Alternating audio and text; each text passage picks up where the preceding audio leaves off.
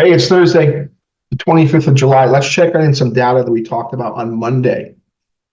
As we did a preview of the week ahead, let's see some of the major data points, how that came out, what that might mean for Fed policy moving forward. Remember, we have a meeting here at the end of the month for the Fed. Expectations are the Fed remains on hold.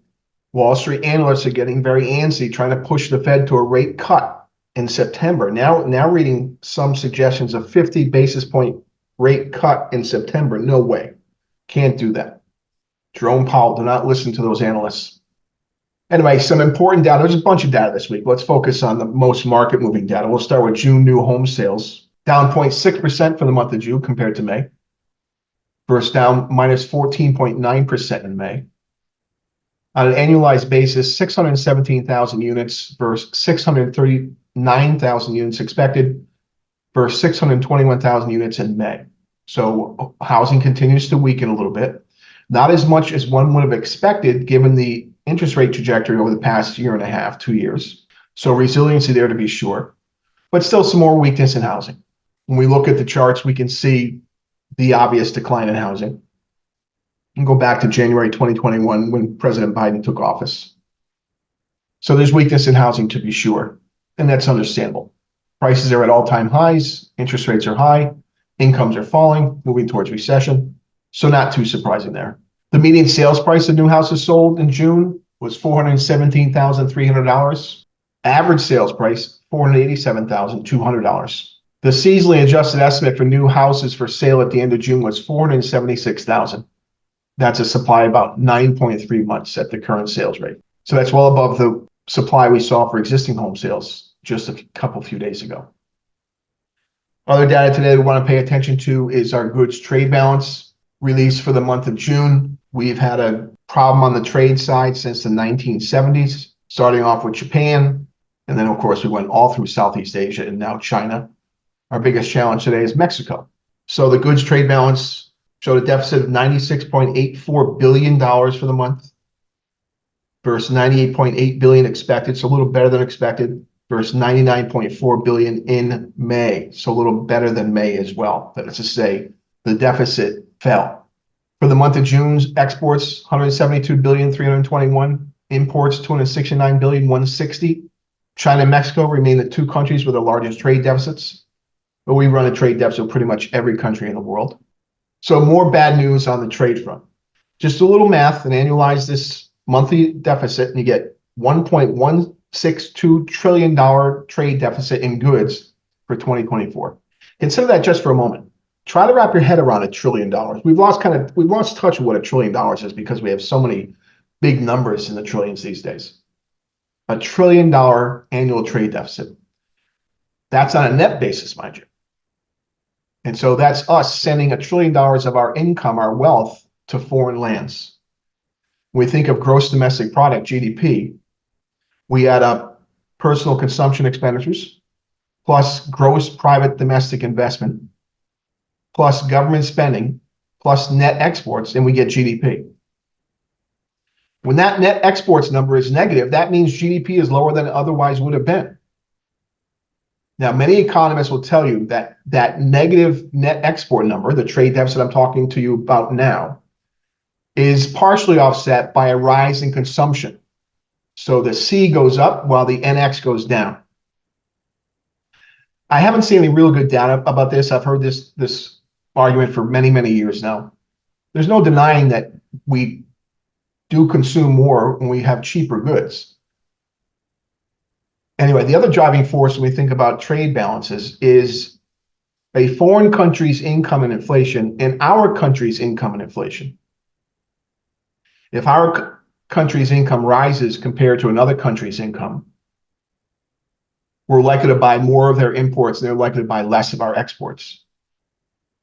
When inflation is higher overseas than it is here, we're likely to buy fewer imports and other countries are likely to buy more of our exports.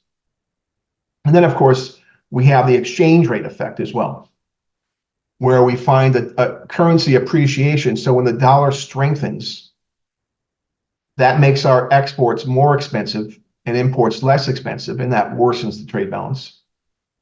And the opposite is true. When our currency depreciates, becomes weaker, our exports become less expensive and imports become more expensive, and the trade balance improves. So some things to think about there, but more bad news on the trade front. Other data that we have to pay attention to: durable goods orders for the month of June down 6.6% versus 0.3% expected versus 0.1% in May, so way worse than expected. Excluding defense, down 7%, so some real weakness there in the manufacturing sector. Remember, President Biden's been claiming he's created 800,000 new manufacturing jobs, which is just not true. Some more weakness there. And then we have the big number for the week, our first look at second quarter GDP, and not bad. Q2 GDP, 2.8% versus 2% expected, so above expectations. The GDP price index, the deflator, 2.3% versus 2.6% expected, another measure of inflation.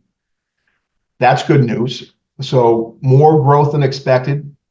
Price level fell somewhat. Again, when we think of GDP, we're adding consumption, investment, government spending, and net exports, exports minus imports. So this gives players in the markets something on both sides. If we take the data as a group together, we see some weakness here: housing, durable goods, and we see some less pressure on prices with the GDP deflator. So this might set up a better argument for a rate cut by the Fed in September.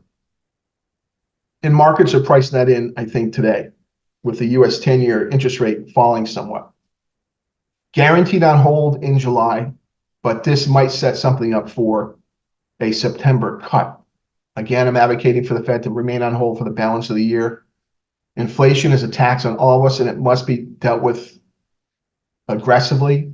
We don't want to solidify expectations among consumers and businesses that prices are going to move 3% or more per year. We can't sustain that.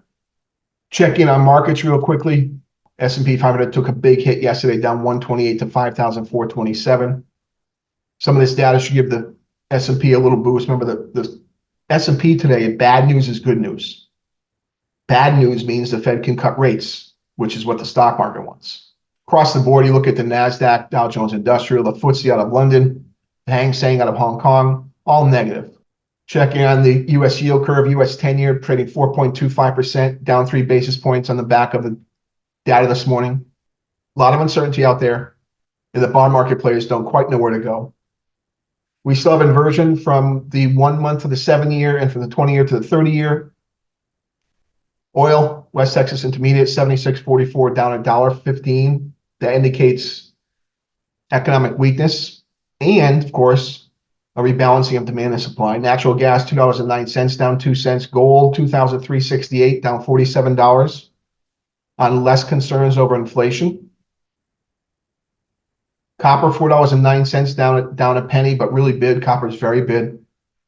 Checking on currencies, the US dollar index 104.38, down small, largely unchanged on the week. No real impacts here today on this data. Dollar yen 153.93. Range bound. Euro against the dollar 108.50, pretty much where we saw it on Monday. So no real impacts yet on markets from this economic data. But the data we're just talking about could give analysts and could give the Fed reasons to consider cutting rates in September. Again, I'm advocating for not, and if they were to go in September, please just 25 basis points. Don't do 50 like some analysts are suggesting. Okay, that's all I have for you today. Always try to buy American.